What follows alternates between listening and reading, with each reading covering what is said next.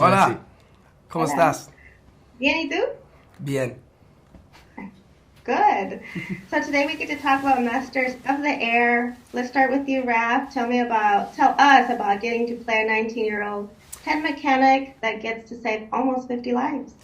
Yeah, I mean, to be able to portray Ken Lemons, like you said, he was 19. He was very, very young, and he had a lot of responsibility for that age. He was a flight chief in charge of up to 50 men, and yeah, I did a lot of research building up to it. I'd never played a real person before, and I felt that kind of added pressure to be able to give respect and honor to this great man, and also to be able to represent the mechanics and the ground crew and kind of show that point of view, what they were going through and the work they were doing that was such an integral part of these missions. So I think it's a really great thing to be able to represent the mechanics and show all the different kind of cogs in the machine.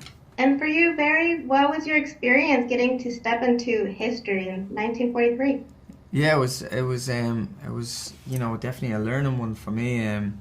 Every day was a learning one, and again, I grew up learning about the wars on the curriculum at home in Ireland, and then arriving in the States, and even though we filmed in England, but arriving in the States and meeting people who had family involved, and it's quite surreal. Like, it kind of takes you back from just seeing it in the movies and reading about it. Like, it's you see many people they had like granddads and people like that involved, and it was it just becomes a real kind of a real situation. It does. I think meeting the relatives and the war veterans last week kind of was an even a more of a surreal moment, and put everything into perspective more, to see their joy and happiness at this story being retold. It was really special. There's definitely an energy involved there as well, and to be in the same room as those men, and and give them the standing ovation. It's the least we can do. Did any of them get to approach you?